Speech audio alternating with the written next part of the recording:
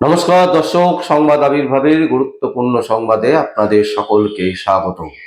আমরা প্রত্যেক দিনের মতন আজকেও একটি বিশেষ এবং গুরুত্বপূর্ণ সংবাদ আপনাদের সামনে তুলে ধরব। দর্শক, মুখ্যমন্ত্রী মমতা ব্যানার্জি 6 তারিখ থেকে ধর্ণা মঞ্চে ধর্ণা দিতে বসেছিলেন এবং তিনি রীতিমতো বলেছিলেন যে এই এসআইআর যতক্ষণ না ঠিকঠাক করে কমপ্লিট হচ্ছে ততদিন কিন্তু এই ধর্ণা চলবে। মানে অনির্দিষ্টকালের জন্য কিন্তু তিনি ধর্ণাটা ডেকেছিলেন এবং সেখানে তিনি বসেও ছিলেন। দীর্ঘ 4-5 দিন তিনি বসার পর গতকাল দেখলাম হঠাৎ করে পিসি আর ভাইপো বক্তৃতা দেওয়ার পর সমস্ত কিছু বন্ধ করে ঝাঁপে লাঠি দিয়ে তারা কিন্তু তাদের ধর্ণা তুলে দিয়েছেন। আর প্রশ্ন হচ্ছে, লেজ গুটিয়ে পিসি ভাইপো পালালো কেন ধর্ণা মঞ্চ থেকে? অনেকে বলছিলেন যে এর আগে সিঙ্গুর আন্দোলনের সময় তিনি নাকি একেবারে লাগাতার ধর্ণা দিয়েছিলেন ওয়াই চ্যানেলে। এরকম ধর্ণা দেওয়ার অভিজ্ঞতা তার বহুবার আছে। তিনি রাস্তায় বসে দীর্ঘদিন ধর্ণা দিয়েছিলেন।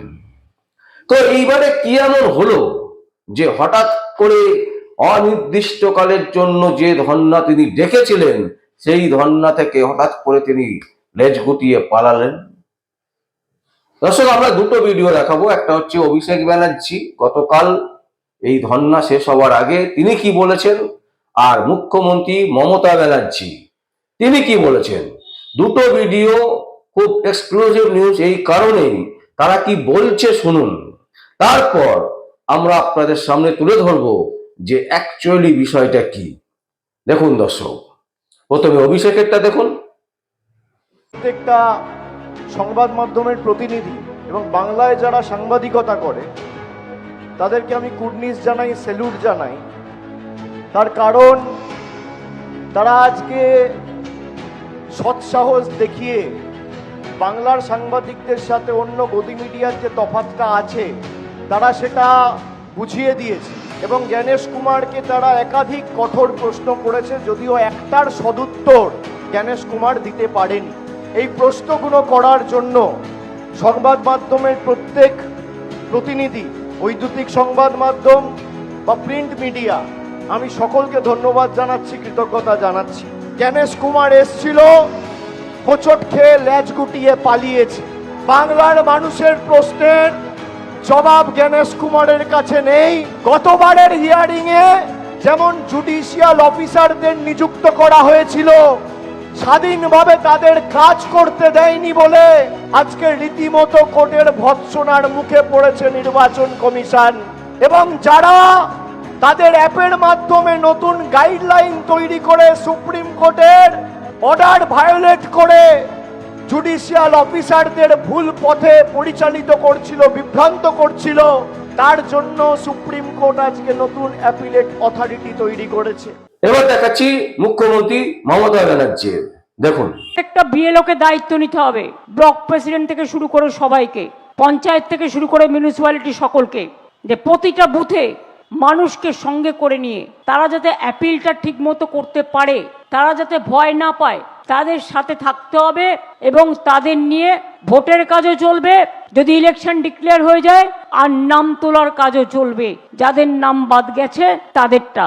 এটা আপনাদের করতে হবে, আপনারা অনেক করেছেন। আর 45-50টা দিন এটা তো আপনারা করেই থাকেন, মিছিল মিটিংও হবে, নাম তোলাও হবে। আমরা তো সবাই আছি, সমস্ত সমষ্টি, সমস্ত ধর্ম, সমস্ত বর্ণ, সমস্ত জাতি, সমস্ত ভাষা, আমরা বিভেদ নয়, ঐক্য চাই। যে কোনো মানুষের বিপদে সে অন্য দলের কর্মী হলেও যদি সাহায্য চায় আমরা করে দেব। দর্শক, দেখলেন আপনারা দুটো ভিডিও। মুখ্যমন্ত্রী মমতা ব্যানার্জি একদম বলে দিচ্ছেন যে আর 40-45 দিন বাকি আছে, ভোট হবে।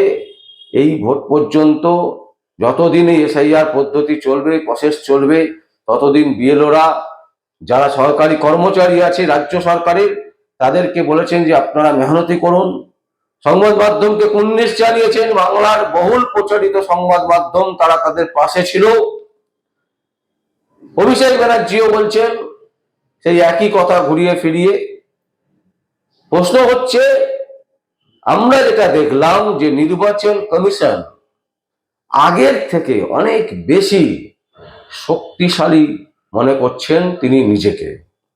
কারণ যেভাবে বিনীত গোয়েলকে কথা বলতে গিয়ে, বিনীত গোয়েল যখন তার সাথে কথা বলতে গেছে তাকে বলেছেন যে চুপ করুন, আপনি আপনার কাজ করুন, এরকম নানান রকমের অফিসারদের যখন খোঁজ খবর নিয়ে তাদেরকে স্পষ্ট জানিয়ে দিয়েছেন যে কোন রকম যদি গাফিলতি দেখি, কোন রকম যদি দেখি যে ঠিকঠাক কাজ হচ্ছে না সংবিধান নিয়ম অনুযায়ী, তাহলে কিন্তু তাকে এমন জায়গায় পাঠিয়ে দেবো যে সেখান থেকে আর ফিরে আসতে পারবেন না।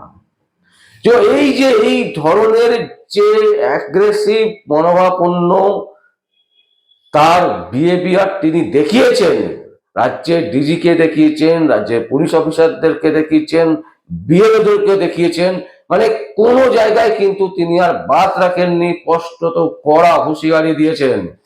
তার বক্তব্য একেবারে স্পষ্ট, যে কোনো অবস্থাতেই কিন্তু আমি মেনে নেব না কোনো রকমের সমঝোতা, কোনো রকমের গাফিলতি, এই কাজ কিন্তু করা যাবে না। এবং এইখানেই কিন্তু নির্বাচন কমিশনের যে সতর্ক বার্তা, এই বার্তাতে কিন্তু মুখ্যমন্ত্রী মমতা ব্যানার্জি এবং তার ভাইপো অভিষেক ব্যানার্জি, তার দল একটা কিন্তু ভয় পেয়েছে, এবং যার ফলে তারা বুঝতে পারছে যে এই এসআইআর মঞ্চ থেকে খুব একটা লাভ কিছু তারা করতে পারবে না।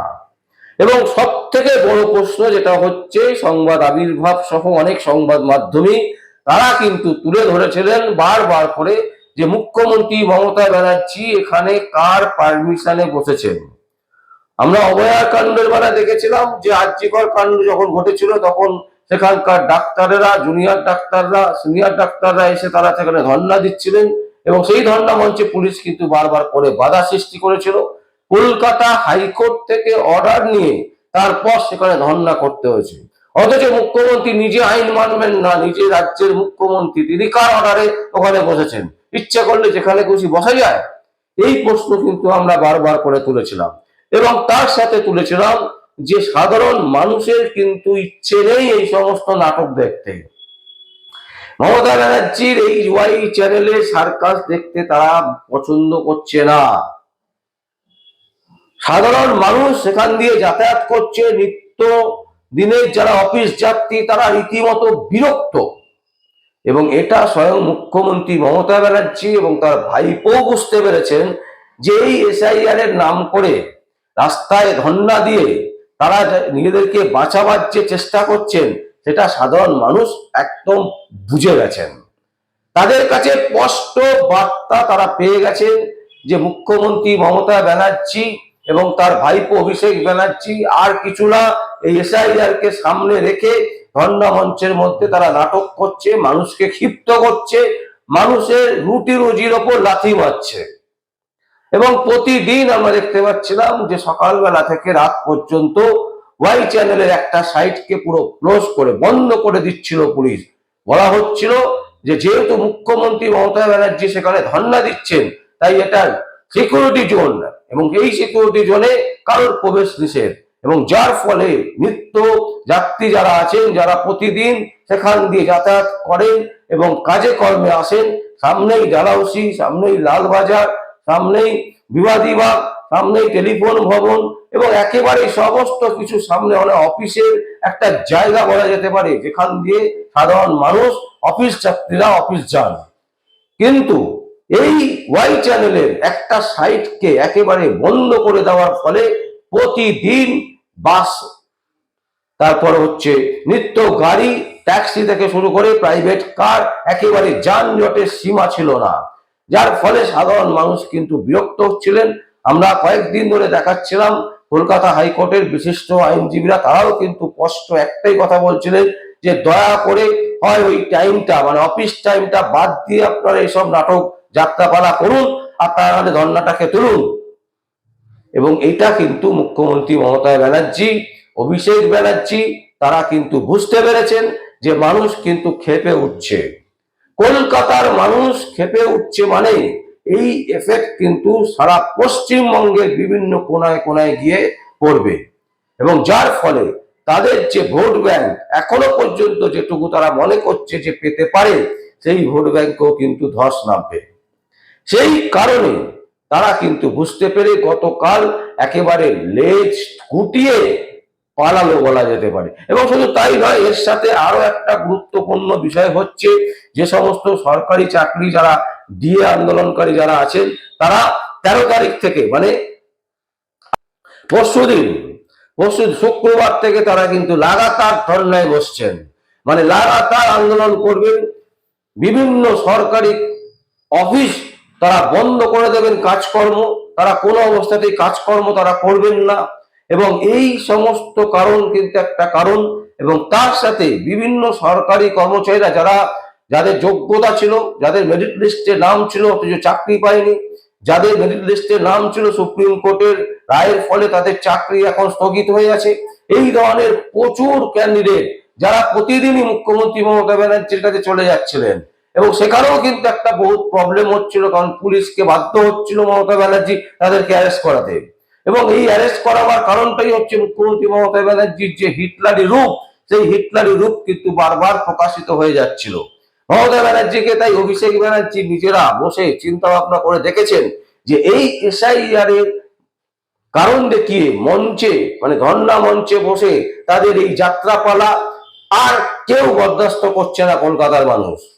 তাই ইমিডিয়েট এটাকে গুটিয়ে নিয়ে চলে যাও, এটাই কিন্তু ভালো, এবং সেটাই কিন্তু তারা রেখেছেন। এবং এক্ষেত্রে আমরা বলতে পারি সংবাদ আবির্ভাবের যে বারবার করে বক্তব্য, সেই বক্তব্যকে কিন্তু মান্যতা দিল মুখ্যমন্ত্রী মমতা ব্যানার্জি, অভিষেক ব্যানার্জি এবং তার দল।